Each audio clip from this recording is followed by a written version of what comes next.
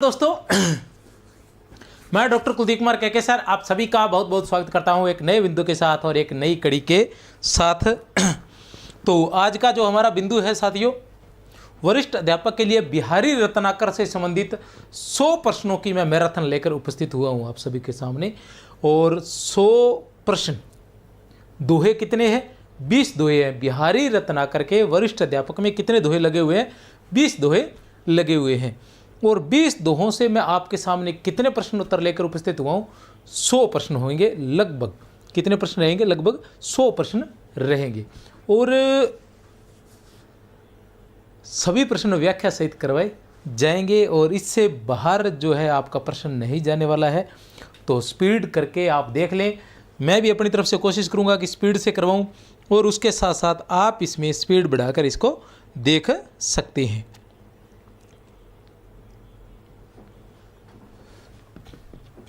चलते हैं, शुरुआत करते हैं।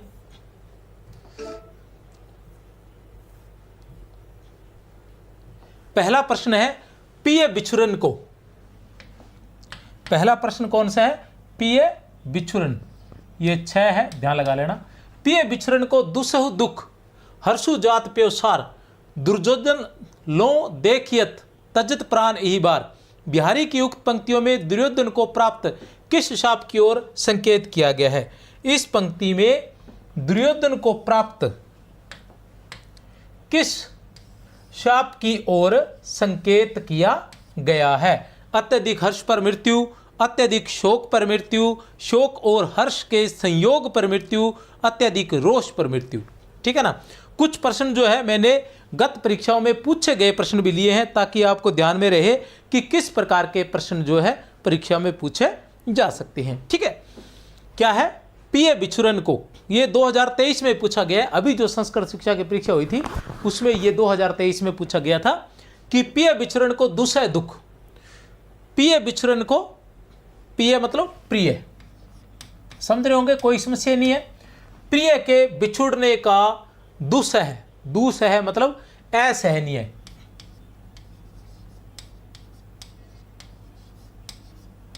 असहनीय दुख। प्रिय से, प्रियतम से, ठीक है ना, बिछुड़ने का असहनीय दुख है। पति से बिछुड़ने का असहनीय दुख है जिसे सहा नहीं जा सकता। हर्षु और हर्ष अर्थात खुशी। जात प्योसार, प्योसार का मतलब होता है पिता के घर, पिता का घर, या आप कह सकते हो पीहर। जात प्योसार, जात मतलब जाना। और खुशी क्या है? खुशी क्या है? खुशी पिता के घर जाने की, ठीक है ना, पीहर जाने की खुशी है। दुर्योधन लो, देखिए लो मतलब समान, दुर्योधन के समान तजत प्राण ही बार की, मैं इस बार प्राण त्याग दूंगी। अब दुर्योधन को क्या था कि दुर्योधन को यह शाप मिला हुआ था कि जब दुख और हर्ष या खुशी और दुख दोनों एक साथ होंगे तो उसके प्राण निकल जाएंगे। तो आज मुझे भी ऐसा लग रहा है कि मेरी भी स्थिति उस दुर्योधन के जैसी हो गई है कि आज मुझे लग रहा है मुझे खुशी भी बहुत है और दुख भी बहुत अधिक है। दोनों का संयोग हो गया। लगता है कि इस बार मैं अपने प्राण जो है वो त्याग दूंगी। ऐसा कौन कह रही है? नायिका कह रही है। उत्तर क्या है प्यारे बच्चों? उत्तर है दुर्योधन को कौन सा शाप था? शोक और हर्ष के संयोग पर मृत्यु, ये शाप था। इसी प्रकार के प्रश्न जो पूछे जाएंगे। पद ऐसे पूछा जाएगा, अधिकतर प्रश्न ऐसे हैं। पद पूछा जाएगा, पद में से या तो कोई शब्द लेकर पूछा जाएगा कि पिय का अर्थ क्या है, बिछुरन का अर्थ क्या है, दुसह का अर्थ क्या है, प्योसार का अर्थ क्या है, ठीक है ना। या जैसे इसमें दे दिया दुर्योधन को कौन सा शाप प्राप्त था या अलंकार कौन सा है, इसी तरह से। और मैं भी प्रयास करूंगा कि साथ साथ में आपको व्याख्याएं भी करवा दूं। लगभग 20 में से ये मानो कि अधिकतर 15 तो कहीं नहीं गई। 15 जो दोहे हैं उनकी व्याख्या मैं करवा दूंगा और प्रश्न जो है प्रत्येक दोहे में से मैंने निकाले हैं अधिक से अधिक। अगर हम बात करें कि प्रत्येक दोहे से, तो प्रत्येक दोहे से ही लगभग 5 प्रश्न बनते हैं। सन्नी कज्जल सबसे टफ है और इसी में से पूछा जा सकता है।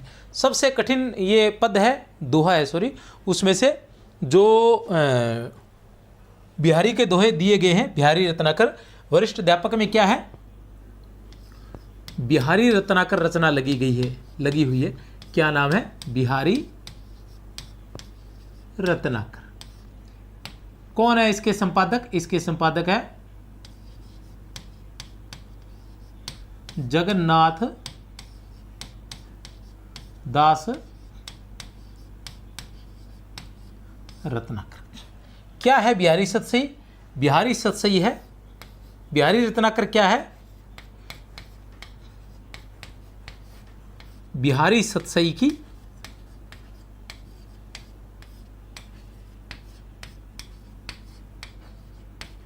टीका है। बिहारी रत्नाकर क्या है? बिहारी सतसई की टीका है। बिहारी सतसई के रचनाकार कौन थे? बिहारी सतसई के रचनाकार की बात करें तो इसके रचनाकार थे बिहारी थे। कितने दोहे थे इसमें? 713 दोहे थे। कितने दोहे थे? 713 दोहे। और बिहारी रत्नाकर में कितने दोहे हैं? इसमें भी 713 दोहे हैं। किस भाषा में लिखी गई है ये? इसकी भाषा की बात करें तो भाषा है इसकी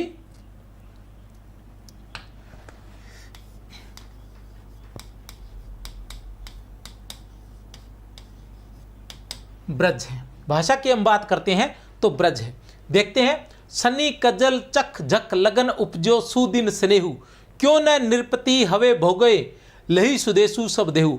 उक्त दोहे के विषय में कौन सा तथ्य गलत है? उक्त दोहे के विषय में कौन सा तथ्य गलत है? अब सीधी सी कहानी आ गई भैया कि बात क्या हुई है? बात ये हुई है कि इसके बारे में कहानी ये है कि कौन सा तथ्य गलत है। इसका मतलब ये है कि इस पूरे दोहे का आपको अर्थ ज्ञात होना चाहिए। क्या होना चाहिए? इस पूरे दोहे का आपको अर्थ जो है वो ज्ञात होना चाहिए।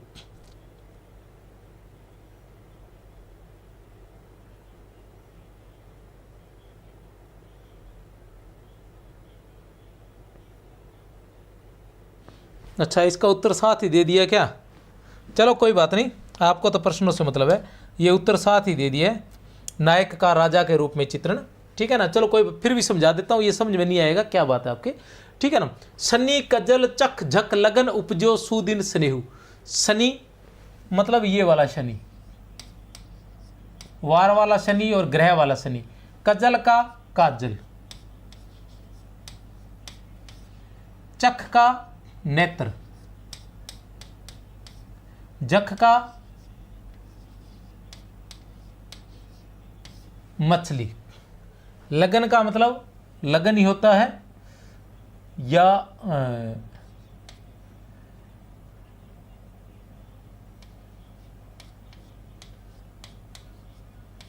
मिलन भी कह सकते हैं और सही अवसर भी कह सकते हैं, या नक्षत्र के हिसाब से जो लगन होता है वो उसी आधार पर। उपजो का मतलब उपजना होता है, सुदिन का मतलब अच्छा दिन होता है, स्नेहु का मतलब स्नेह होता है।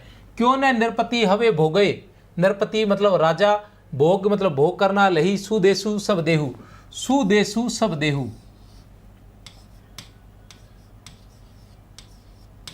सुदेशु मतलब अच्छा देश, सब का मतलब सब, सुदेश रूपी देह या शरीर। ठीक है? अब यहां कवि क्या कहना चाहता है कि शनि कज्जल, शनि रूपी काजल। शनि कज्जल का मतलब क्या हुआ? शनि रूपी काजल। अब नायिका के क्या है? नायिका के आंखों में शनि रूपी काजल लगा हुआ है। शनि क्या होता है? काला होता है। काजल भी क्या होता है? काला होता है। इसलिए शनि को काजल के समान माना है। ठीक है ना? तो शनि रूपी काजल जो है नायिका के आंखों में लगा हुआ है। क्या है? शनि रूपी काजल नायिका के आंखों में लगा हुआ है, और साथ में उसके जो नेत्र हैं वो किसके समान है? मछली के समान है। मछली के समान उसके नेत्र हैं, और उन नेत्रों में शनि के समान काजल लगा हुआ है, शनि रूपी काजल लगा हुआ है। तो यहां क्या हुआ? कहने का मतलब यहां हुआ कि शनि और मीन मतलब मछली दोनों एक जगह हो गए। ठीक है ना? दोनों एक जगह हुए। जब शनि मीन राशि में होता है, जब शनि मीन राशि में होता है तो किसका योग बनता है? राजा बनने का। कहने का मतलब है जैसे राशियां जो होती है, अगर किसी का शनि मीन राशि में आ जाए तो ऐसा कहते हैं कि वो राजा बन सकता है, या राज योग लिखा होता है उसके, या वो बहुत बड़ी सफलता प्राप्त कर सकता है। तो कह रहे हैं कि ये सब सारा लगन, ठीक है ना, अवसर जो होता है, या इसके अंदर लगन बोलते हैं अच्छी दिन को, ठीक है ना, तो उसी प्रकार लगन जो है वो सही है। तो वो कह रहे हैं कि जब शनि मीन राशि में आकर बैठ गया है तो ऐसे समय का नायक राजा बनकर क्यों न नृपति हवे, ठीक है ना, क्यों न कि नायक जो है क्यों न राजा बनकर इस सुंदर शरीर रूपी देह का भोग कर ले, ठीक है ना, सुंदर देश रूपी देह का भोग कर ले। मतलब इसका भोग क्यों नहीं कर लेता राजा बनकर? अब यहां क्या है कि वैसे तो यहां रूपक अलंकार है, शनि रूपी काजल, नेत्र रूपी मछली, ठीक है ना, और उधर क्या है? लगन। लगन के दो अर्थ है, यहां दो चीजें बनती है। पूरे में श्लेष अलंकार रहेगा, पूरे पद में क्यों रहेगा? क्योंकि इसके दो अर्थ निकलते हैं। पहला अर्थ तो निकलता है नक्षत्र के रूप में, जैसे शनि नक्षत्र है जो मीन राशि में होने से राजा बन जाता है, और राजा बनकर वो जो है राज्य पर राज करता है, सुदेश पर राज कर सकता है। ऐसा अगर हो जाए तो वो सुदेश पर राज कर सकता है। ये नक्षत्र वाला हो गया। दूसरा अर्थ ये है कि आंखों पर वो भी आंखें जो है वो मछली के समान है और उनमें काजल लगा हुआ है, तो ऐसी स्थिति में क्यों न नायक जो है वो राजा बनकर उसका भोग करे नायिका का। तो ये सारी चीज़ें दोनों अलग अलग हो गई। लेकिन यहाँ देखो, शनि रूपी काजल रूपक अलंकार, नेत्र रूपी मछली, ठीक है ना, यहाँ रूपक अलंकार। लगन में दो है, लगन दो है। एक तो लगन ये है कि नक्षत्र का, शनि का मीन में होना लगन, सही लगन होना, जिसको नक्षत्र रूप में, ग्रह रूप में, या हम मानेंगे जो ज्योतिष शास्त्र है उसमें जो लगन माना जाता है वो वाला लगन है। और दूसरा लगन यहाँ मिलन से तात्पर्य है, ठीक है ना, उपजो सुदिन स्नेहु। इस तरह से नायक का राजा के रूप में चित्रण, यहाँ नायक का राजा के रूप में चित्रण नहीं है, ये तो हमने देख लिया। सखी का नायिका के प्रति कथन है, ये क्या है? सखी का नायिका के प्रति कथन है, बिल्कुल सही है।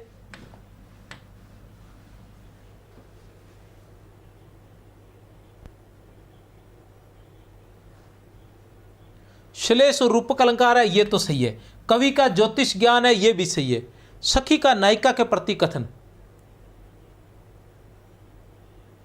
अच्छा सखी कह रही है, ये थोड़ा सा आपको सोचना पड़ेगा। एक मिनट में और देख लेता हूं, क्योंकि ऐसा कैसे हो सकता है।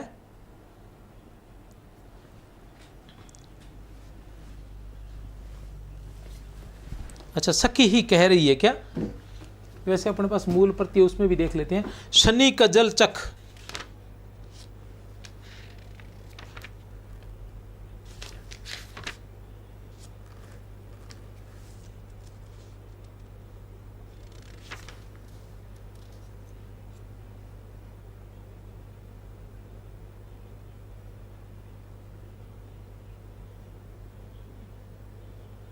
हाँ ये सखी है। सखी कह रही है नायिका से कि क्यों न तू इतनी सुंदर लग रही है तो क्यों न नायक तेरा भोग कर ले, ठीक है ना। तो ये सही है, सखी का नायिका के प्रति कथन है। ये मूल प्रति में से देख कर बताया मैंने, ऐसा नहीं है, ये है मूल प्रति इसकी, बहुत ही शानदार प्रति है, ठीक है। और ये नहीं है क्योंकि यार नायक का राजा के रूप में चित्रण नहीं किया गया, यहाँ तो नायिका के सौंदर्य का चित्रण किया गया है, ठीक है। मेरी भव बाधा हरो, मेरी भव बाधा हरो, पहला ही दोहा है। बिहारी ससी मानिए या बिहारी रत्नाकर मानिए, उसका पहला दोहा यही है, जिसमें बिहारी ने सबसे पहले किसकी आराधना की है? राधा की आराधना की है। वो कहते हैं मेरी भव बाधा हरो, राधा नागरी सोई, जातन की जाई परत, श्याम हरित द्युति होई, ठीक है। मेरी भव बाधा हरी,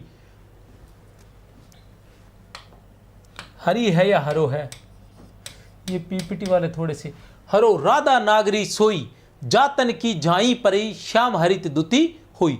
दोहे में हरित दुति शब्द का अर्थ नहीं है। हरित दूती शब्द का अर्थ नहीं है। हरित दूती, मैंने कहा था प्रत्येक पद में ऐसे प्रश्न पूछे जाएंगे कि उसमें से किसी चीज का अर्थ पूछा जाएगा। हरित दूती का अर्थ नहीं है, शब्द का अर्थ यह नहीं है। हत द्युति ये तो हो सकता है, हरे रंग वाला हो सकता है, प्रसन्न वदन हो सकता है। वदन का मतलब मुख होता है।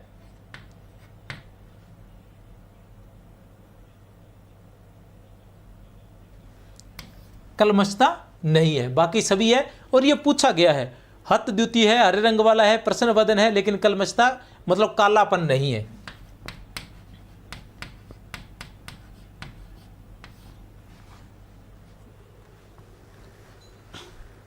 हरित का मतलब हरे रंग की, दूती का मतलब चमक, और इसके साथ साथ मतलब हरे रंग का हो जाना, हरा भरा हो जाना, मतलब खुश हो जाना, प्रसन्न हो जाना, ठीक है ना।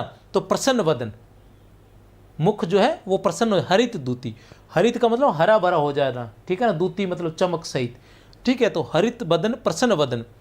हत द्युति, ठीक है ना। इसका हत द्युति भी है कि द्युति जो चमक है वो हरी गई, और उसके अलावा हरे रंग वाला भी है, लेकिन कलमशता नहीं है कि हरे रंग का हो गया।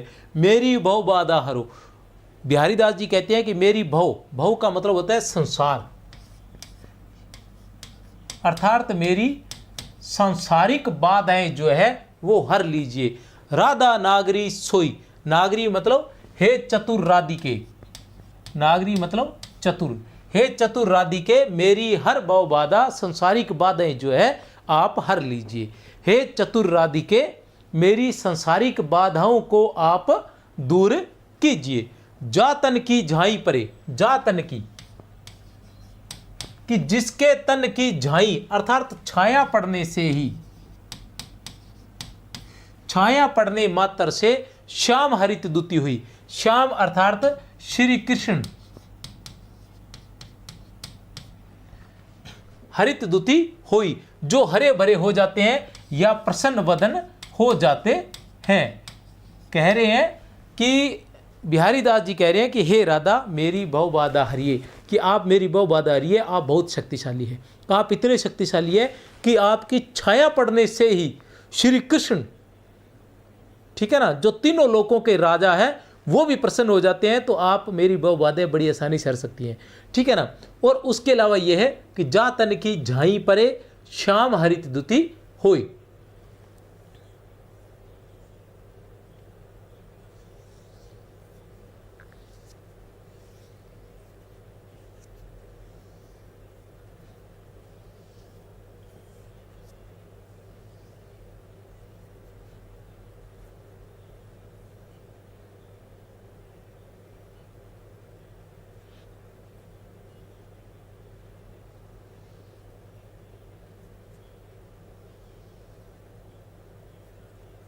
दूसरा इसका रंग वाला दे रखा है, दूसरा अर्थ जो है वो कौन सा है कि राधा है, राधा का झाई मतलब जा तन की झाई परत, झलक, झलक। और राधा का रंग कौन सा है, पीला, गौर वर्ण जो होता है वो पीला रंग माना जाता है, पीला। और पीला रंग की छाया जब किस पर पड़ेगी, श्याम, श्याम अर्थात काला। पीले रंग की छाया जब काले रंग पर पड़ेगी तो वो किस रंग का हो जाएगा, हरे रंग का हो जाएगा, ठीक है ना। राधा का रंग कौन सा है, राधा का रंग है पीला। और श्री कृष्ण का रंग कौन सा है,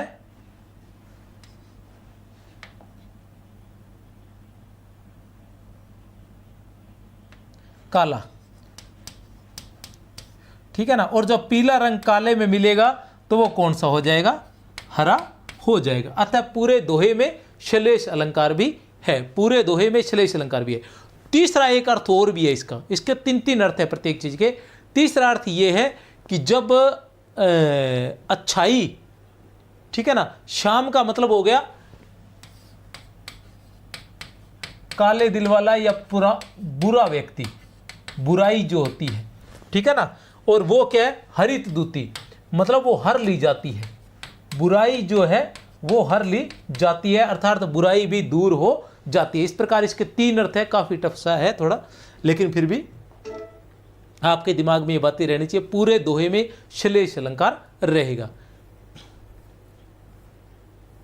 निकी दई अनाकनी, निकी दई अनाकनी फीकी परी गुहारी, तजो मनो तारण बिरदू बारनू तारी। क्या कहना चाह रहे हैं? उपयुक्त पद में बारनू शब्द से तात्पर्य है, उपयुक्त पद में बारनू शब्द से तात्पर्य है। क्या है बारनू शब्द का अर्थ? हाथी, घोड़ा, प्रियतम, चंद्रमा। क्या है बारनू शब्द का क्या अर्थ है? तो बारनू शब्द का हाथी है, ठीक है ना। क्या अर्थ है? हाथी है। निकी दई अनाकनी, निकी दई अनाकनी, निकी का मतलब होता है अच्छी,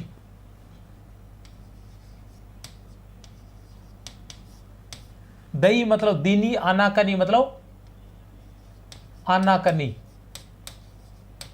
आनाकानी मतलब इनकार करना, ठीक है ना। फीकी पड़ी गुहारी, कि मेरी गुहार, मेरी जो प्रार्थना थी वो फीकी पड़ गई, कि आपने अच्छा आनाकानी की, मतलब किसी बात पर हाँ न करना, ठीक है ना। और तजो मनो, ऐसा लग रहा है कि आपने तज दिया है, त्याग कर दिया है। तारण बिरदू, जो तारने वाला रूप है आपका, तारने वाला जो रूप है या आपका तारने वाला जो स्वभाव है, वो ऐसा लगता है कि आपने बारक, बारक मतलब एक बार, बारनू मतलब हाथी, कि ऐसा लगता है कि आपका तारी मतलब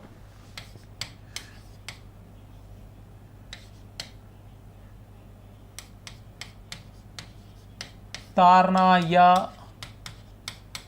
बचाना या मोक्ष देना, कि आपने एक बार हाथी को बचाकर आपका तारने वाला जो स्वभाव है, भक्तों को तारने वाला जो स्वभाव है, वो शायद आपने त्याग दिया है, इसलिए आप मुझे भूल गए हो, या मेरी जो पुकार है, मेरी जो प्रार्थना है उसमें आनाकानी कर रहे हो। बारनू का अर्थ क्या है? हाथी है। मेरी भव बाधा हरो, राधा नागरी सोई, जातन की झाई परे, श्याम हरि द्युति हुई। बिहारी के इस दोहे के संदर्भ में निम्नलिखित में से कौन सा विकल्प सही है? कृष्ण की स्तुति और अनुप्रास अलंकार है, राधा की स्तुति और यमक अलंकार है, कृष्ण की स्तुति है विभावना अलंकार है, राधा की स्तुति और श्लेष अलंकार है। तो क्या है? राधा की स्तुति है और साथ में श्लेष अलंकार है। जैसे मैंने बताया था, ठीक है ना, कि एक एक शब्द के तीन तीन अर्थ निकल रहे हैं, एक एक शब्द के इसमें तीन तीन अर्थ निकल रहे हैं। राधा की स्तुति और श्लेष अलंकार है। थोड़ा सा स्पीड से ही करवा रहा हूं मैं। अजो त्रियोनो ही रेयो, श्रुति सेवतिक रंग, नाक बास बेसरी लियो, बसी मुक्तन के संग। इसमें एक दोहे में कवि का अभिप्रेत अर्थ है। भारतीय आभूषणों का परिचय देना, स्वर्ग प्राप्ति की कामना, नायिका सौंदर्य का चित्रण, सत्संग का महत्व बताना। तो किसका महत्व बताया गया है इसमें? सत्संग का महत्व बताया गया है। किसका महत्व बताया गया है इसमें? सत्संग का महत्व बताया गया है। कैसे बताया गया है प्यारे बच्चों सत्संग का महत्व? अजो त्रियोना ही रहो, अजो त्रियोना ही रहो, इसमें दो दो अर्थ निकलते हैं। एक तो क्या है? शरीर के आभूषणों के बारे में बताया गया है। किसके बारे में? शरीर के आभूषणों के बारे में बताया गया है। और दूसरा इसमें सत्संग का महत्व बताया गया है। कैसे है? दोनों अलग अलग ले देते हैं। त्रियोना का अर्थ होता है तराने, अजो मतलब अभी तक। त्रियोना के दो अर्थ हैं, ठीक है ना। त्रियोना के दो अर्थ है। त्रियोना के दो अर्थ कौन कौन से है? एक तो है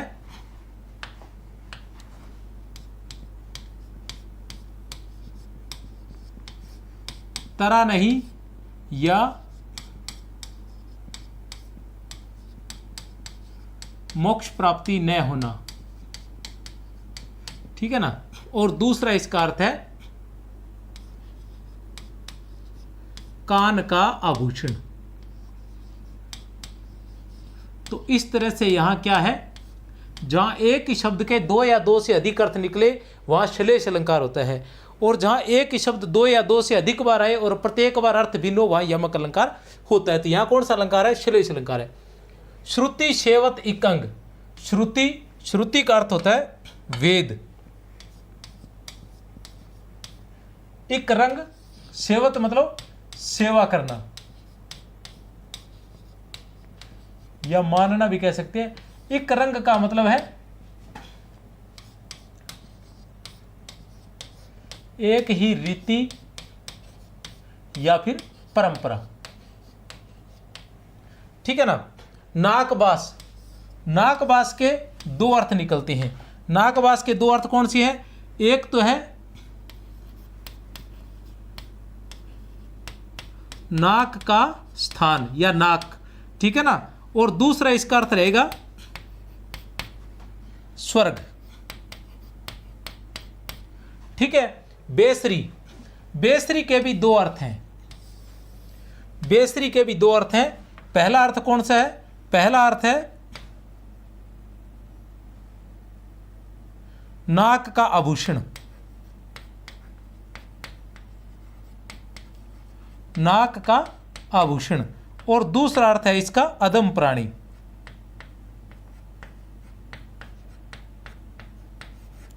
या नीच प्राणी भी कह सकते हैं। लहो बसी मुक्तन के संग, मुक्तन, मुक्तन के भी दो अर्थ हैं। एक है मोती और दूसरा है मुक्त जन, ठीक है ना, जो संसार की मोह माया से मुक्त हो, अर्थात साधु संत महात्मा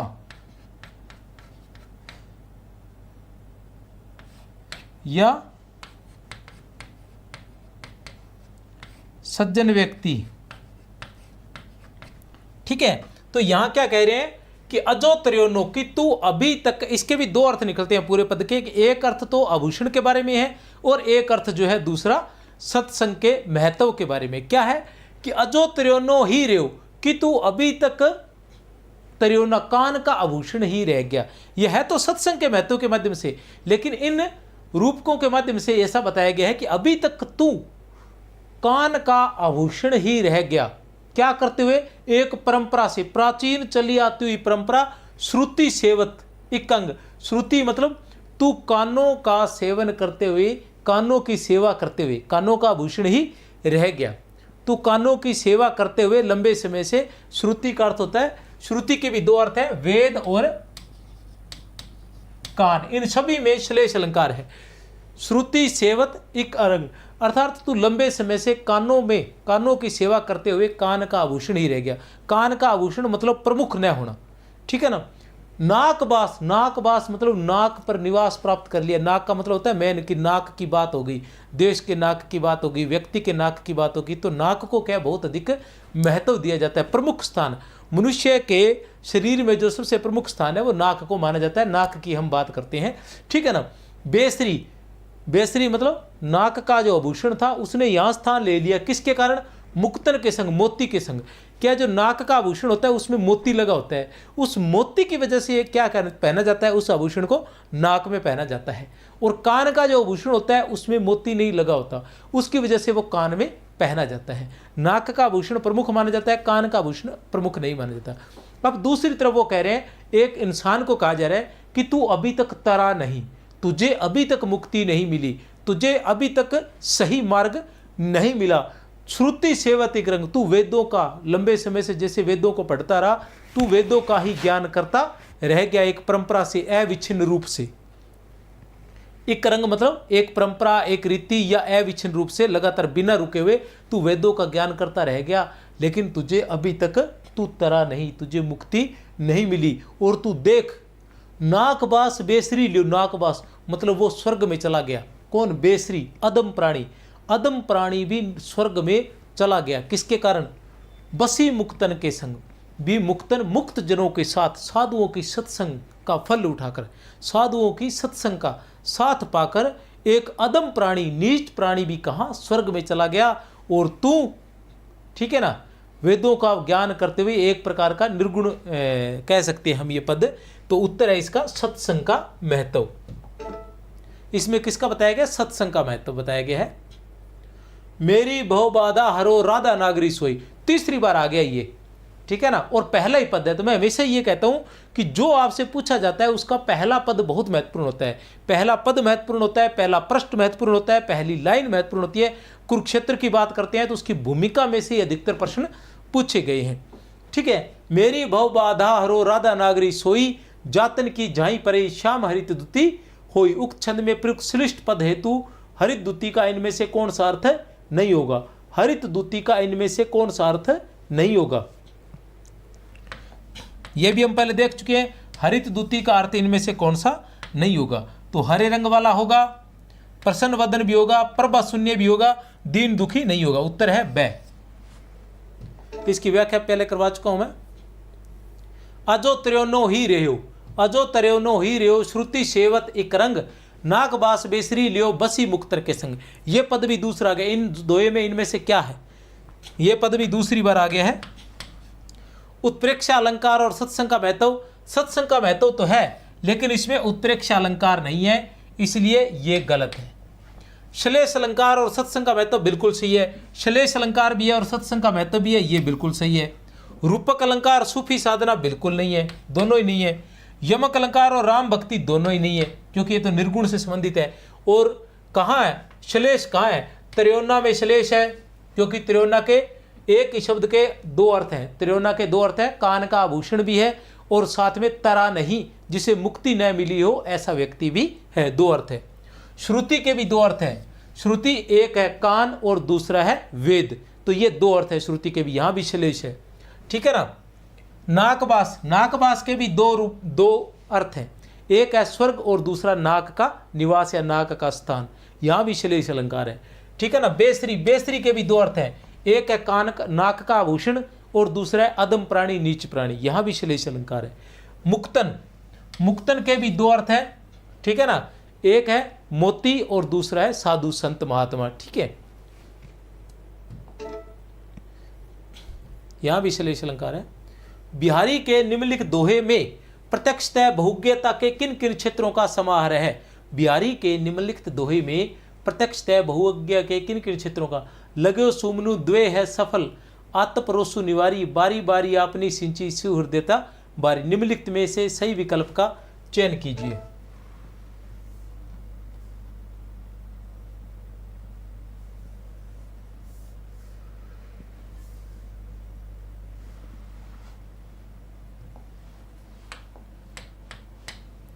बिहारी के निम्नलिखित दोहे में प्रत्यक्षतः बहुज्ञता के किन किन क्षेत्रों का समाहार है? लग्यो सुमनु द्वे है सफल, आत्मपरोसु निवारी, बारी बारी आपनी सिंची सुहृदयता बारी। ज्योतिष ज्ञान है,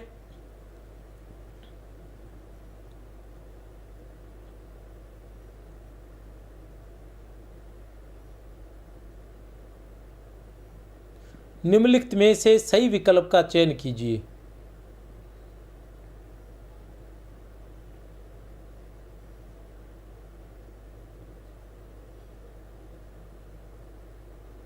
प्रेम मनोविज्ञान है,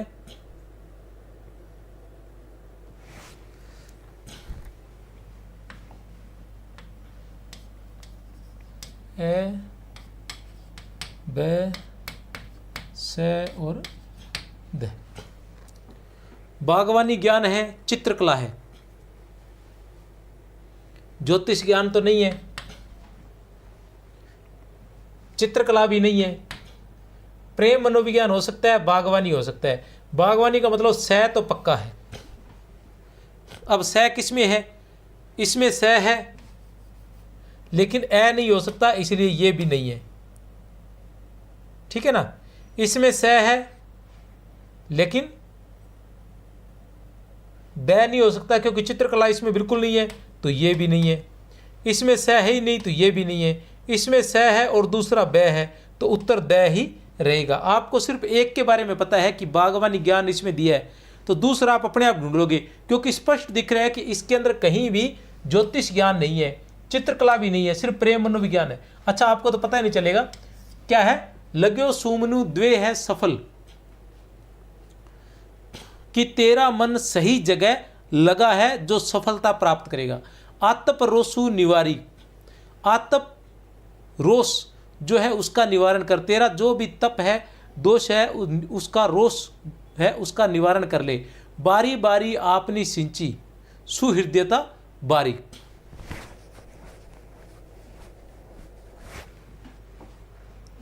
यह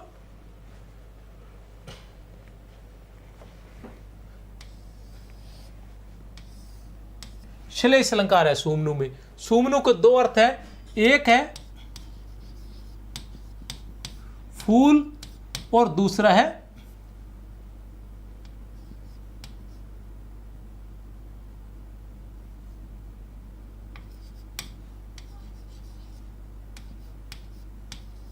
सही मन या सच्चा मन। ठीक है ना।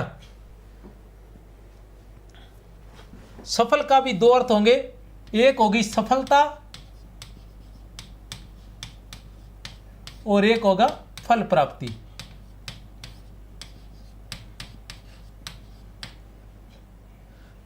आतप के भी दो अर्थ होंगे, एक होगा तप और एक होगा रोष भी कह सकते हैं या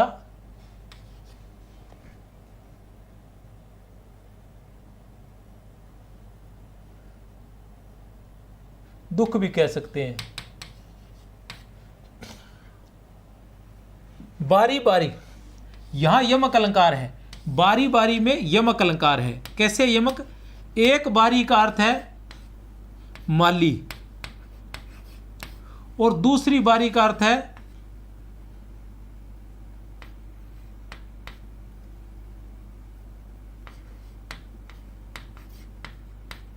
बगीचा, या हम जैसे बाड़ी भी कह देते हैं, छोटे बगीचे को बाड़ी भी कहते हैं, तो बगीचा। ठीक है ना। बारी बारी अपनी सिंची, सुहृदयता बारी, इस बारी का अर्थ है जल, सुहृदयता के जल से सिंचा है। तो वो क्या कहना चाह रहे हैं यहां पूरे दोहे में श्लेष अलंकार है। कैसे है कि एक तो है माली के बारे में, ठीक है ना, कि तूने फूल जो लगाया है वो सफल होगा, तूने जो फूल का पौधा लगाया है उसमें तुझे सफलता होगी। यहाँ ये है कि बारी के अंदर जो है मतलब नायिका है और उसकी सखी है। सखी जो है ये सोचती है कि नायिका कहीं न कहीं रोष कर रही है, वो दुखी है कि उसका नायक शायद उससे मिलने आएगा या नहीं आएगा, क्योंकि आज क्या है, बारी बारी आपनी सिंची सुहृदयता बारी। बारी का मतलब यहाँ जो बारी है इसके भी दो अर्थ हैं, यहाँ भी यमक भी है और श्लेष भी है। कैसे है? बारी बारी के अलग अलग बात करें तो बारी का अर्थ है माली, बारी का अर्थ है बगीचा, लेकिन इसके एक एक अर्थ और हैं। वो कौन कौन से हैं? वो ये है, इस बारी का अर्थ है बालिका, ठीक है ना, या कह सकते हैं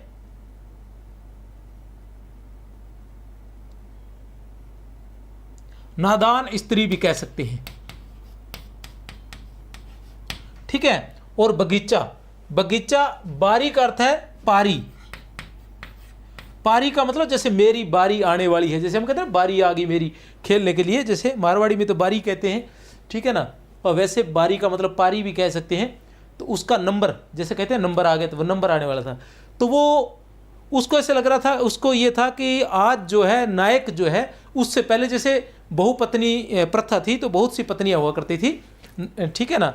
तो आज उसको ऐसा लग रहा था कि नायक जो है आज उससे मिलने के लिए आएगा, लेकिन उसे कहीं न कहीं ऐसा लग रहा था कि आज कहीं आएगा या नहीं आएगा। उसे मन में दुख हो रहा था कि लगता है आज भी नायक उससे मिलने के लिए नहीं आएगा। तो वो बगीचे में टहल रहे हैं, नायिका है और उसकी सखी है। तो सखी मतलब इस तरीके से कहती है कि और किसी को पता न चले, ठीक है ना, इस तरीके से उसको बात कहती है कि और किसी को पता न चले, दूसरे जो है वो माली के लिए समझे कि माली के लिए कहा जा रहा है। तो वो कह रही है कि लग्यो सुमनु है स्वफली सफलू, कि अच्छे मन से उसने जो फूल लगाया है, ठीक है ना, आतप रोसु निवारी, कि अपने आप तप आदि जो भी है, जो धूप जो होती है, आतप के भी दो है, दुख और तप, जो गर्मी धूप जो भी होती है वो सारी अपने आप दूर हो जाएंगे। बारी माली ने अपनी बाड़ी को अपने सुहृदयता के जल से सिंचा है, ठीक है ना, कि उसने जल से सिंचा है तो वो फूल का जो है वो फल अवश्य उसे मिलेगा या फलेगा। फूल जो है फलेगा मतलब बड़ा फल होगा, बड़ा फूल बन जाएगा जैसे भी, ठीक है ना। और दूसरी तरफ वो उसको नायिका को समझा रही है कि तूने अपने अच्छे मन के अंदर, ठीक है ना, अगर तूने प्रीतम का प्रेम पाला हुआ है तो वह अवश्य सफल होगा, ठीक है ना। सब आतपरोष को तू निवारण कर, उनको भूल जा। बारी बारी आपने सिंची, हे बालिका, हे स्त्री, हे नायिका, तूने अपनी पारी को अपने सुहृदय से सिंचा है, अपने सुहृदयता के जल से, प्रेम से। इसके भी बारी के दो अर्थ होंगे, जल और प्रेम। तूने अपने प्रेम से उसको सिंचा है तो तुझे उसका फल अवश्य होगा, अर्थात नायक जो है तुझसे मिलने अवश्य आएगा। तो यहाँ क्या है, दो बातें हैं, एक तो प्रेम मनोविज्ञान है और दूसरी बात बागवानी का ज्ञान है। बहके सब जिए की कहत, ठोर कठोर लखे न। बिहारी की इस पंक्ति में बहके शब्द किसके लिए आया है? बहके शब्द किसके लिए आया है? नायिका के सौंदर्य के लिए, नायिका की युवावस्था के लिए, नायिका के नेत्रों के लिए, नायक के नेत्रों के लिए।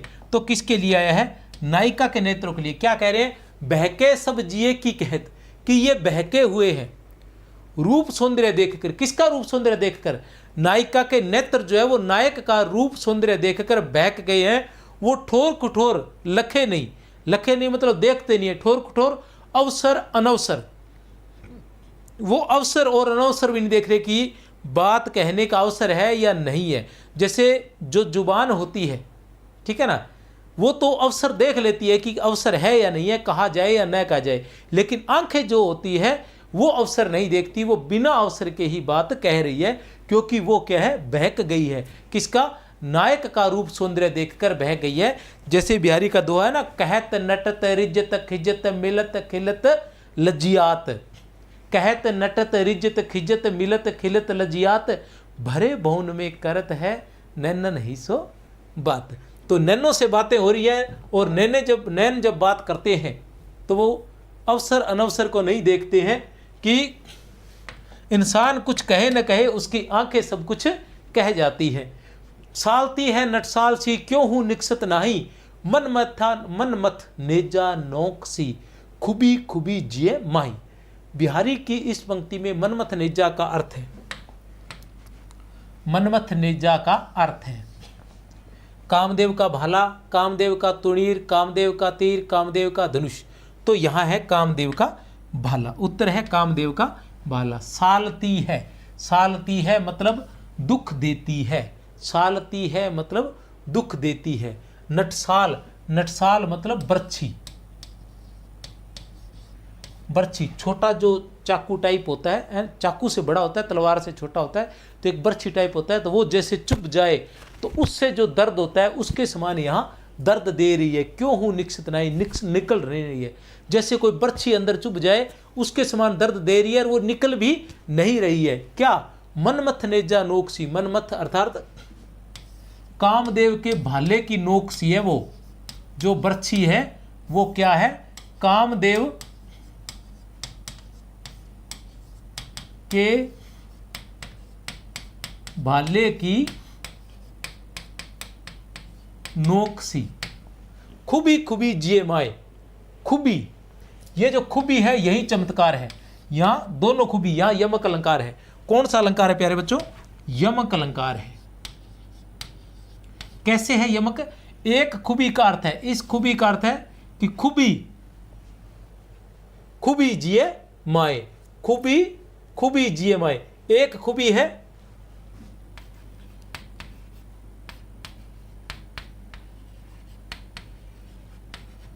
कान का आभूषण, और दूसरा खूबी है चुभना या धंस जाना। अब सारी कहानी यहां क्या है? कान के आभूषण की है, कि तुम्हारा जो कान का आभूषण है, ठीक है ना, तीखा होता है, वो नीचे से होता है, जो भाले की जो फल बोलते हैं उसको, जो नोक होती है उसके समान होता है, आगे का जिस प्रकार जो लगा होता है उसको फल बोलते हैं। तो भाले की जो आगे का तीखापन है उसके समान है। तो वो कह रहे, तुम्हारे नायिका को कह रहा है कि तेरे कान का जो आभूषण है, तेरे कान का जो आभूषण है वो किसी बर्छी के समान अंदर घुस गया है, और वो मुझे दर्द दे रहा है, वो निकल नहीं रहा है। वो कामदेव के भाले के नोक के समान मेरे अंदर घुसा हुआ है, वो दे, मतलब उसे नायिका के कान का आभूषण जो है वो इतना पसंद आ गया है कि वो उसके दिल में ही चुभ गया है। ओरे ओप कनीन कनु, गनी गनी सिरताज, गनी धनी के नेह की, बनी छनी पटलाज। अब मैंने व्याख्या नहीं कराऊंगा, व्याख्या आपको करवा दी है ज़्यादा, क्योंकि ये व्याख्या से बड़ा लंबा हो जाएगा, क्योंकि मैंने 100 प्रश्न करवाने हैं, ठीक है ना। आप थोड़ा देख लेना, व्याख्या आपने की होगी, आपके समझ में आ ही जाएगा। दोहे में रेखांकित शब्द का अर्थ है, रेखांकित शब्द कौन सा है? रेखांकित कनीन कनु होगा, ठीक है ना। आंख से न निकलने वाली कणिका, आंख के आंसू, आंख की पुतलियां, तो आंख की पुतलियां है, क्या है? आंख की पुतलियां। यहां कह रहे हैं कि आंख की पुतलियां, थोड़ा सा आपको बता दूं, ठीक है ना, बताए बिना भी रहा नहीं जाता ना, क्या करें। कनीन कनु क्या है? आंख की पुतलियां। यहाँ सारा, जैसे पीछे कान के आभूषण का सारा जादू था, वहाँ यहाँ कनीन कनु का सारा जादू है। जैसे पर्दे के पीछे चेहरा छुपा रहता है ना, ठीक है ना, वो गाना ना, घूंघट की आड़ में दिलबर का दीदार अधूरा रहता है, तो वो वाला आमिर खान का गीत है, बहुत पुराना है। तो उसी तरह से ये ना पर्दे के पीछे छन्नी पटलाज भी, घूंघट के पीछे जैसे बहुत अधिक सौंदर्य बना रहता है, उसी तरह तुम्हारा सौंदर्य भी इन जो ये आंख की पुतलियां है उनके कारण तुम्हारा बहुत अधिक सौंदर्य हो गया है। और ये जो है ये मणि बन गई है, क्या बन गई है? मणि, श्रेष्ठ, श्रेष्ठ मणि बन गई है। धनी, धनी मतलब पति, नेह मतलब प्यार, ठीक है ना, कि तू इसके कारण, ये जो तेरी आंखों की पुतलियां है ना, तेरी आंखों की जो पुतलियां है, इसके कारण तू पति के, ठीक है ना, आंखों की जो पुतलियां हैं ये तेरे पति के स्नेह की मणि बन गई है। मतलब ये एक प्रकार से तेरे लिए मणि बन गई है, जो तेरे पति का स्नेह है तुझे दिला रही है, और तू अन्य पत्नियों की घनी सिरताज, ठीक है ना, तू सरताज बन गई है, अन्य पत्नियों से तू सरताज बन गई गिनती में, ठीक है ना। वो अन्य पत्नियां गिन जाते उनके अंदर तू सरताज बन गई। किन के कारण? आंखों की पुतलियों के कारण। अपने अंग के जान के जोबन निरप्रति प्रवीण,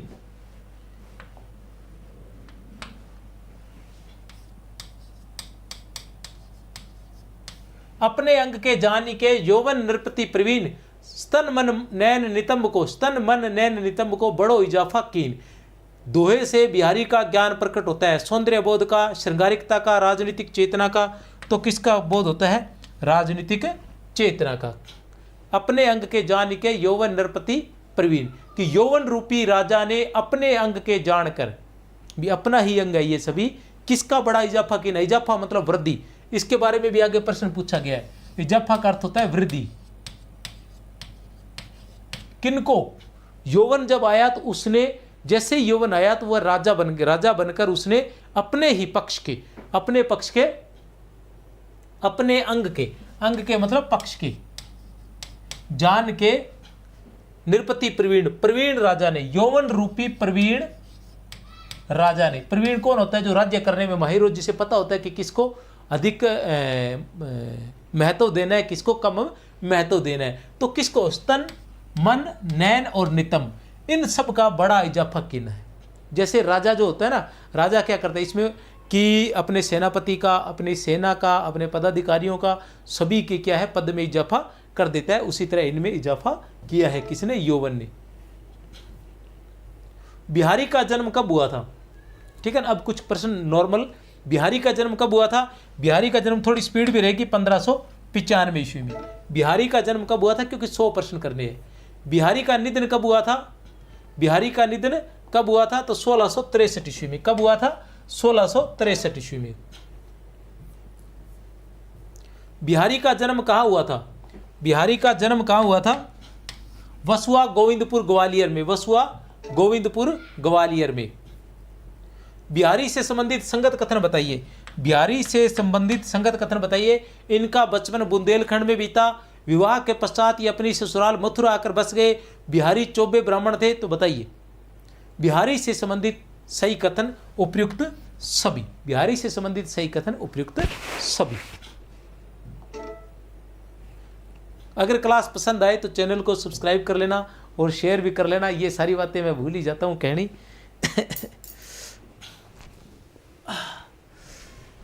बिहारी को काली पहाड़ी गांव की जागीर पुरस्कार के रूप में किससे प्राप्त हुई थी? बिहारी को काली पहाड़ी की जागीर पुरस्कार के रूप में किससे प्राप्त हुई थी? तो महाराजा जय सिंह से। किससे? महाराजा जय सिंह से। याद रखना, महाराजा जय सिंह से पुरस्कार स्वरूप क्या प्राप्त हुआ था? तो काली पहाड़ी गांव, जागीर के रूप में काली पहाड़ी गांव इनको प्राप्त हुआ था। बिहारी के दोहों का संस्कृत में अनुवाद किसके द्वारा किया गया? बिहारी के दोहों का संस्कृत में अनुवाद किसके द्वारा किया गया था? किसके द्वारा किया गया था संस्कृत में अनुवाद? याद रख लेना, बिहारी के दोहों का संस्कृत में अनुवाद पंडित परमानंद द्वारा। किसके द्वारा? पंडित परमानंद द्वारा। बिहारी के दोहों का अनुवाद उर्दू के शेरों में किसके द्वारा किया गया था? बिहारी के दोहों का उर्दू में अनुवाद किसके द्वारा किया गया था? तो किसके द्वारा किया गया था? मुंशी देवी प्रसाद द्वारा। किसके द्वारा? मुंशी देवी प्रसाद द्वारा।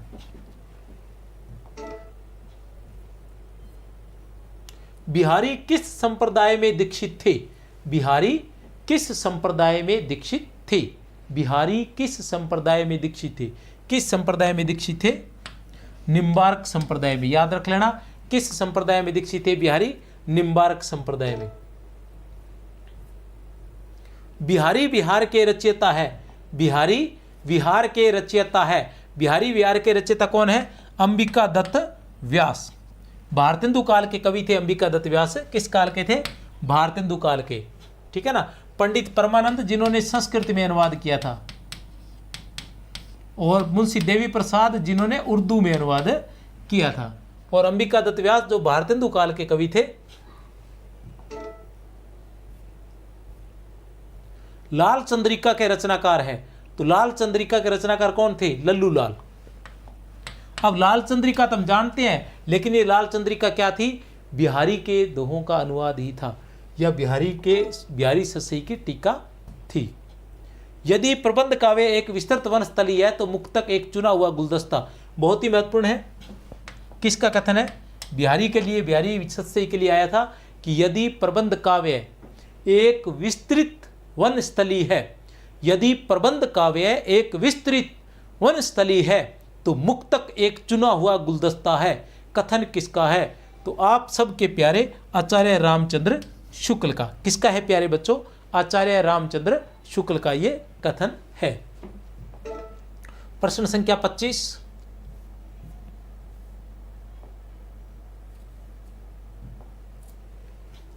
श्रृंगार रस के ग्रंथों में जितनी ख्याति और जितना मान बिहारी सतसई का हुआ उतना और किसी का नहीं। श्रृंगार रस के ग्रंथों में जितनी ख्याति और जितना मान बिहारी सतसई का हुआ उतना और किसी का नहीं। इसका एक एक दोहा हिंदी साहित्य में एक एक रत्न माना जाता है। श्रृंगार रस के ग्रंथों में जितनी ख्याति और जितना मान बिहारी सतसई का हुआ उतना और किसी का नहीं। इसका एक एक दोहा हिंदी साहित्य में एक एक रत्न माना जाता है। किसका कथन है? कथन है आचार्य रामचंद्र शुक्ल का। किसका कथन है ये? आचार्य रामचंद्र शुक्ल का। बिहारी की भाषा चलती होने पर भी साहित्यक है। बिहारी की भाषा चलती होने पर भी साहित्यक है। किसका कथन है? बिहारी की भाषा जो है वो चलती होने पर भी साहित्यक है। किसका कथन है प्यारे बच्चों? आचार्य रामचंद्र शुक्ल का। किसका कथन है? आचार्य रामचंद्र शुक्ल का। बिहारी रत्नाकर का प्रथम दोहा है। बिहारी रत्नाकर का प्रथम दोहा कौन सा है? तो कौन सा है बिहारी रत्नाकर का प्रथम दोहा? मेरी भव बाधा हरो, मेरी भव बाधा हरो, राधा नागरी सोई, जातन की जाई परत, श्याम हरित द्युति होई। बिहारी रत्नाकर का संपादन किसके द्वारा किया गया था? तो बिहारी रत्नाकर का संपादन जगन्नाथ दास रत्नाकर द्वारा किया गया था। किसके द्वारा? जगन्नाथ दास रत्नाकर द्वारा किया गया था। किस भाषा की रचना है बिहारी रत्नाकर? ब्रज भाषा में। किस में? ब्रज भाषा में। कितने दोहे हैं बिहारी रत्नाकर में? 713। बिहारी सतसई में भी 713 दोहे हैं और इसमें भी। बिहारी रत्नाकर की कृष्ण कवि की कवित्वों वाली टीका किस प्रेस से प्रकाशित हुई थी? बिहारी रत्नाकर की कृष्ण कवि की कवित्वों वाली टीका, कृष्ण कवि की कवित्वों वाली टीका किस प्रेस से प्रकाशित हुई थी? तो किस प्रेस से? नवल किशोर प्रेस से। किस प्रेस से? नवल किशोर प्रेस से। ज़्यादा महत्वपूर्ण नहीं है लेकिन फिर भी दिमाग में रख लेना। लल्लू लाल कृत बिहारी रत्नाकर की टीका किस नाम से प्रकाशित हुई? लल्लू लाल कृत बिहारी सतसई की टीका, बिहारी रत्नाकर की नहीं है, बिहारी सतसई की टीका किस नाम से प्रकाशित हुई थी? तो लल्लू लाल कृत बिहारी सतसई की टीका लाल चंद्रिका टीका, लाल चंद्रिका टीका। पंडित परमानंद जी कृत श्रृंगार सप्तशती नामक संस्कृत टीका किस प्रेस से प्रकाशित हुई थी? पंडित परमानंद जी जिन्होंने बिहारी सतसई का अनुवाद किया था, किस में किया था? संस्कृत में। नाम क्या रखा? श्रृंगार सप्तशती। नाम क्या रखा? श्रृंगार सप्तशती। नाम क्या रखा? श्रृंगार सप्तशती। किस में थी ये? संस्कृत में थी। किसका अनुवाद था? बिहारी सतसई का।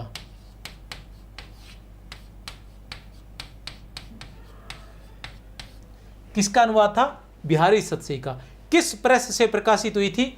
विद्योदय प्रेस से। किस प्रेस से? विद्योदय प्रेस से प्रकाशित हुई थी। बिहारी सतसई पर रचित टीका हरिप्रकाश टीका का प्रकाशन किस प्रेस से हुआ था? बिहारी सतसई पर रचित टीका हरिप्रकाश टीका का प्रकाशन किस प्रेस से हुआ था? भारत जीवन प्रेस से।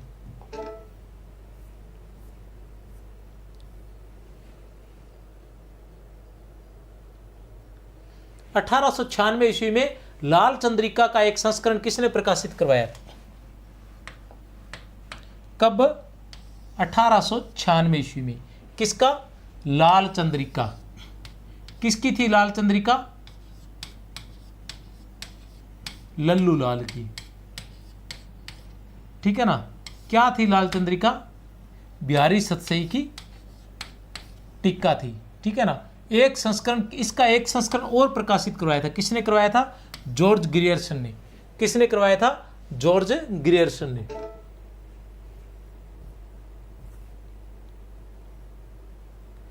बिहारी रत्नाकर के प्रथम दोहे में, बिहारी रत्नाकर के प्रथम दोहे में किसकी वंदना की गई है? बिहारी रत्नाकर के प्रथम दोहे में किसकी वंदना की गई है? तो किसकी वंदना की गई है प्रथम दोहे में? बिहारी रत्नाकर के प्रथम दोहे में किसकी वंदना की गई है? तो राधा की वंदना की गई है। मैंने बताया था ना, मेरी बहु बाधा हरो राधा नागरी सोई, अजो त्र्योनो ही रेयो श्रुति सेवत इक रंग, अजो त्र्योनो ही रेयो श्रुति सेवत इक रंग, नाक बास बेसरी लयो बसी मुक्तन के संग। ठीक है ना? तो वो होता है संगत का ये असर होता है कि जैसी संगत होती है वैसा ही फल मिलता है। मेरी भव बाधा हरो उपयुक्त पद में अलंकार है। मेरी भव बाधा हरो, मेरी भव बाधा हरो उपयुक्त पद में रूपक अलंकार है। वैसे पूरे पद में तो श्लेष अलंकार है, लेकिन यहां रूपक है। भव बाधा संसार रूपी बाधा।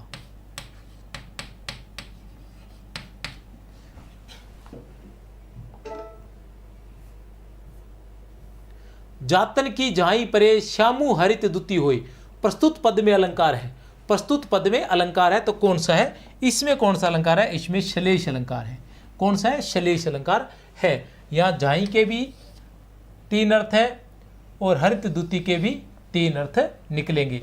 श्याम के भी 3 अर्थ निकल जाएंगे। श्याम का अर्थ, एक अर्थ तो निकलेगा श्री कृष्ण,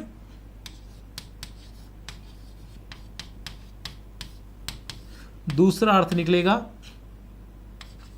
काला रंग, और तीसरा अर्थ निकलेगा पाप। ठीक है ना? कि पाप जो है श्याम हरित दुती हुई। जातन की झाई पर, जातन की किसकी? राधा की। राधा की झाई अर्थात झलक पड़ने से, छाया पड़ने से। ठीक है ना? क्या हो जाता है? श्याम जो है श्री कृष्ण, झाई के भी यहां 3 ही अर्थ रहेंगे। ठीक है? श्याम और हरित दूती के भी 3 ही अर्थ रहेंगे। ठीक है ना, क्या है ये बता चुका हूं, पर चलो फिर बता देता हूं। ठीक है, श्याम श्री कृष्ण जो है वो राधा की झलक पड़ते ही श्याम जो है श्री कृष्ण जो है वो क्या हो जाते हैं, हरित दूती, मतलब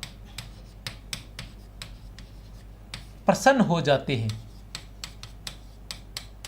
या प्रसन्न वदन मतलब प्रसन्न मुख वाले हो जाते हैं। एक अर्थ हरित दूती का ये क्या है, एक अर्थ है। पहला अर्थ क्या है, प्रसन्न हो जाते हैं, कौन, श्री कृष्ण। ठीक है ना, यह है पहला अर्थ। दूसरा अर्थ रंग की बात करें तो क्या हो जाता है, जातन की झाई परे, झाई का मतलब है कि झलक पड़ने से। अब राधा किस रंग की है, राधा है पीले रंग की।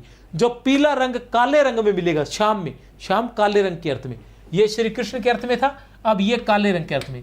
जब पीला रंग काले रंग में मिलेगा तो वो हरित दूती क्या हो जाएगा, हरे रंग वाला हो जाएगा। ये इसका दूसरा अर्थ हो गया। ठीक है ना, अब आता है पाप के विषय में।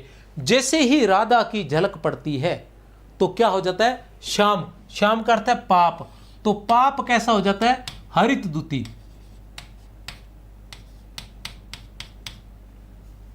प्रभावहीन, पाप जो है वो प्रभावहीन हो जाता है। तो अच्छे लोगों की संगत होती है भैया, अच्छे लोगों से पाप भी दूर हो जाते हैं।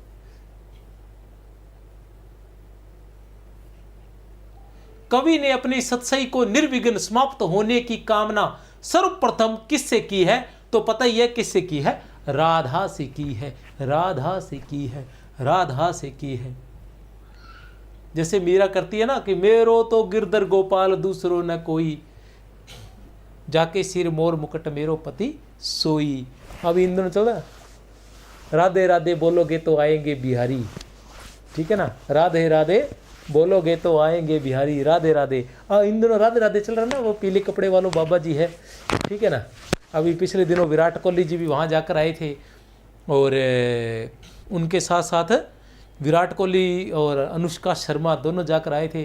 तो काफ़ी अच्छे हैं, बोलते बड़े अच्छे हैं, और जब बोलते हैं तो, हालांकि पिछले दिनों उन्होंने जो कुछ कहा था वो बड़ा अलग टाइप का था, लेकिन हम उस बात पर नहीं जाएंगे। महिलाओं के बारे में शायद उन्होंने कुछ कहा था। ठीक है ना, तो उसके विरोध में बहुत सारे लोगों ने उनका विरोध भी किया था, विशेषकर महिलाओं ने उनका विरोध किया था। और जब उनका विरोध हुआ तो बहुत से लोग उनके पक्ष में भी आकर खड़े हुए थे। तो अच्छाई बुराई चलती रहती है, सब अपनी अपनी नज़रें हैं, अपने अपने तरीके हैं, पर बात यह है कि सच हमेशा सच रहेगा और जो गलत है वो हमेशा गलत रहेगा। चाहे कोई क्यों ना आकर खड़ा हो जाए, वो सही को गलत नहीं कर सकता, गलत को सही नहीं कर सकता है। सब अपनी अपनी नज़रों में होते हैं, लेकिन वास्तव में सच जो है वो सच्ची रहता है, गलत हमेशा गलत रहते हैं। अपने अंग के जानी के जोबन निरपति प्रवीण उपयुक्त पद में अलंकार है। जोबन निरपति, यौवन रूपी राजा, यौवन रूपी राजा, यौवन रूपी राजा। तो यौवन रूपी राजा से क्या हो गया, रूपक अलंकार। उत्तर है रूपक। बड़ो इजाफा कीन, उपयुक्त पद में इजाफा का अर्थ है। इजाफा शब्द का क्या अर्थ है, इजाफा शब्द का क्या अर्थ है, इजाफा शब्द का अर्थ है वृद्धि या बढ़ती, वृद्धि या बढ़ती। अपने तो ऐसे भैया ज्यादा बात मन आवे को नहीं, सीधी सी बात है। अगर मेरा कई भाई यूपी वाला भी देखे वीडियो देखते हैं तो उनके शायद ये मारवाड़ी समझ में नहीं आएगी, तो भैया राजस्थानी है हम, तो थोड़ा सा राजस्थानी बोल लेते हैं। आपको पता ही है जैसे महाराष्ट्र में चल रहा है ना, हमारे यहाँ वैसा तो नहीं है राजस्थान में, लेकिन महाराष्ट्र में चलता है ना कि मराठी ही बोलेगा। ठीक है ना, तो यहाँ राजस्थान से हैं तो थोड़ा राजस्थानी बोलते हैं तो अच्छा लगता है। छनी पटलाज, वैसे हम हिंदी क्या है, हिंदी को ही महत्व देते हैं, हिंदी हमारी राष्ट्रीय भाषा, राजभाषा है, राष्ट्रीय भाषा होनी चाहिए, क्योंकि स्वतंत्रता संग्राम जब वो हिंदी में ही लड़ा गया था। हिंदी के जितने भी लेखक हैं वो 16-16 वर्ष की आयु में 20-20 की, जिसको भी आप लेखक को देखोगे हिंदी का, ये भक्ति काल को छोड़ के, रीति काल को छोड़ के, ठीक है ना, क्योंकि ये तो पर्सनली थी, भक्ति पर्सनली होती है और जो रीतिकाल था वो तो फुल फ्लैशी पर्सनली था, ठीक है ना। लेकिन उसके बाद जैसे भारतेंदु काल से आते थे, इन लोगों ने क्या किया था, देश की आज़ादी के लिए छोटी सी उम्र में ये जेल चले गए थे लगभग सभी के सभी लेखक जो है। इसलिए हिंदी से बढ़कर हमारे देश में कोई भाषा नहीं है, हिंदी इज द बेस्ट, ठीक है। छनी पटलाज पहला नंबर हिंदी का, जैसे हो ना कि जिले को महत्व दिया जाएगा, अगर राज्य को महत्व दिया जाएगा, कि देश को महत्व दिया जाएगा, तो बात आती है तो फिर देश को महत्व दिया जाता है। उसी तरह जब राजस्थानी की बात होती है, राज्य की बात आएगी तो राजस्थानी, और देश की बात आएगी तो हिंदी। छनी पटलाज पद में अलंकार है। छनी पटलाज क्या है? रूपक अलंकार। लज्जा रूपी पट,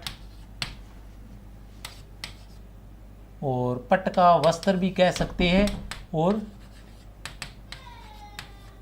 घूंघट भी कह सकते हैं। लज्जा रूपी घूंघट, ये भी घूंघट है भैया। आज घूंघट तो नहीं रहे, लेकिन लज्जा रूपी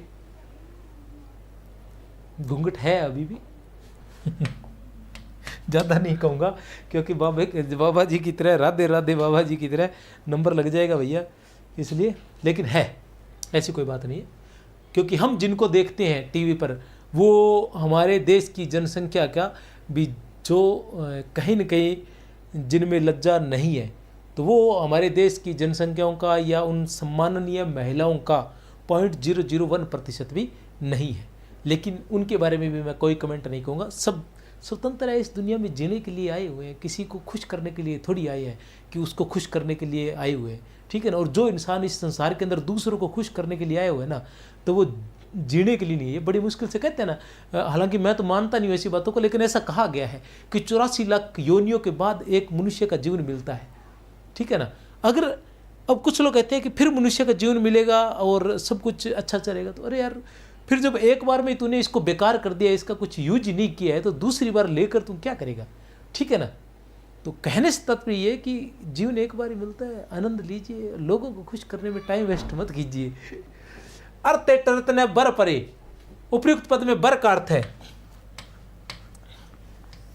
बर का अर्थ है बल, बर का अर्थ है बल।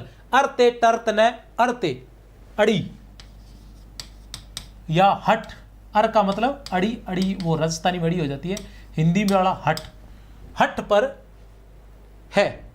टर्त टल नहीं रहे हैं, मान नहीं रहे हैं, ठीक है ना। बर परे, बर परे, बर बरे नहीं है, ये बर परे है, बर परे, ठीक है ना। बल पड़े कि जहां तक उसका बल है वो अपने हट से हट नहीं रहे हैं, तो बर का अर्थ है बल।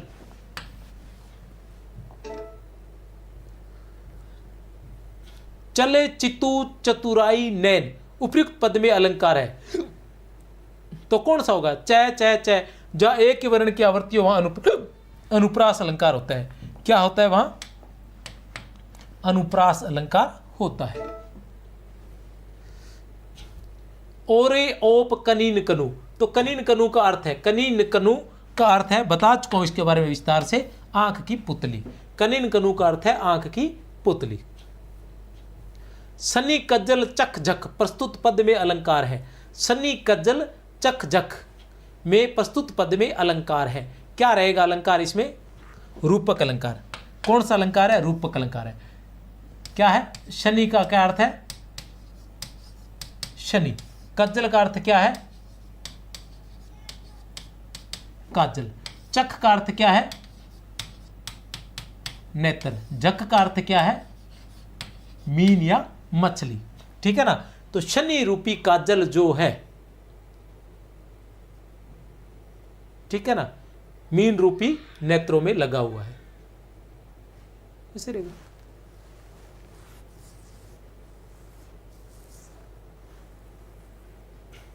या काजल रूपी शनि,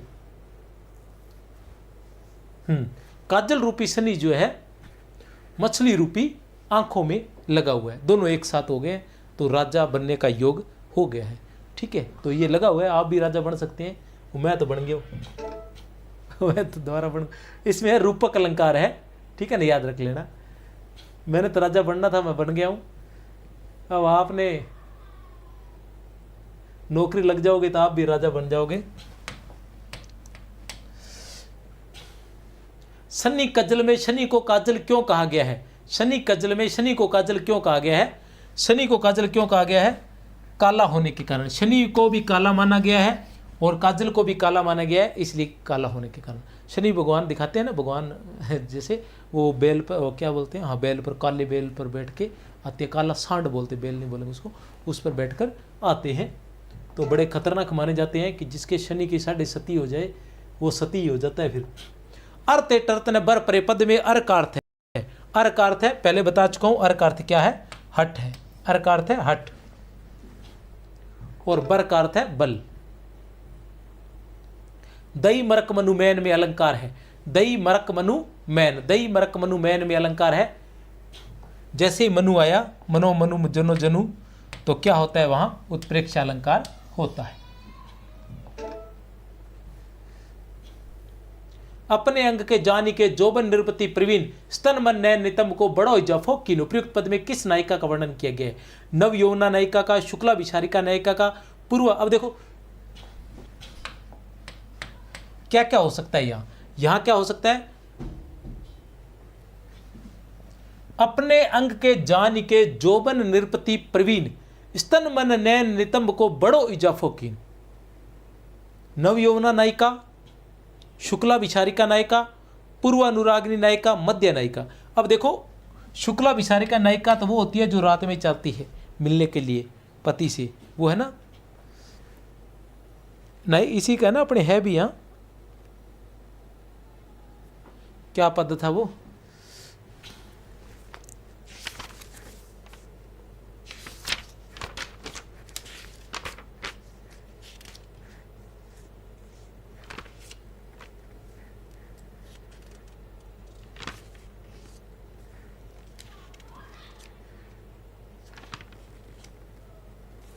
ज्योति जोने में मिल गई नेक न होत लिखाई।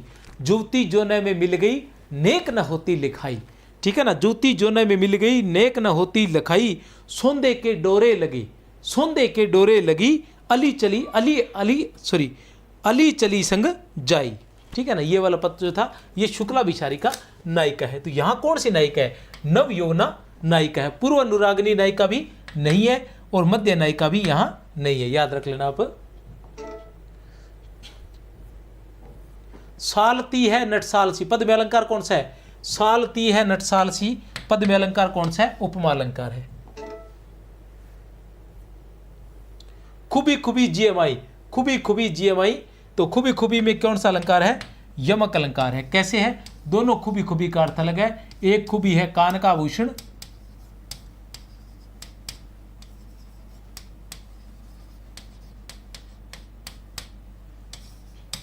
और दूसरा है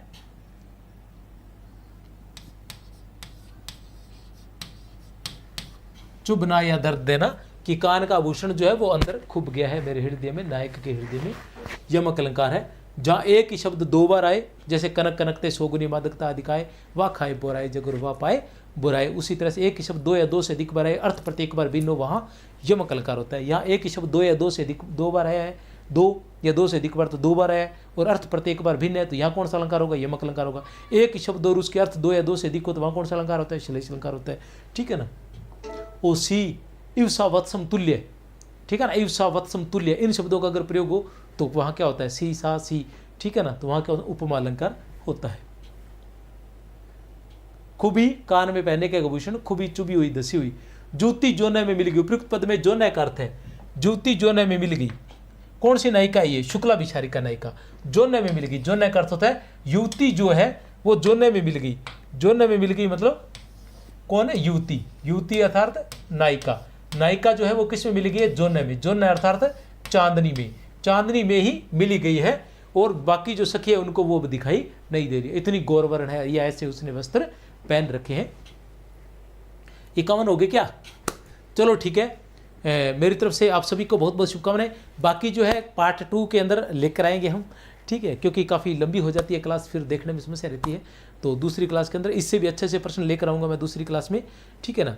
और अगर चैनल को सब्सक्राइब नहीं किया तो सब्सक्राइब कर लेना भैया, ठीक है ना। इतनी मेहनत करते हैं, 100 क्वेश्चन इतने आसानी से नहीं बनते हैं इनके, याद करना भी बड़ा मुश्किल रहता है, लेकिन फिर भी आपकी मर्जी है। पसंद आए तो ही सब्सक्राइब करना, नहीं आए तो मत करना। जय हिंद, जय भारत, मेरी तरफ से बहुत बहुत शुभकामनाएं।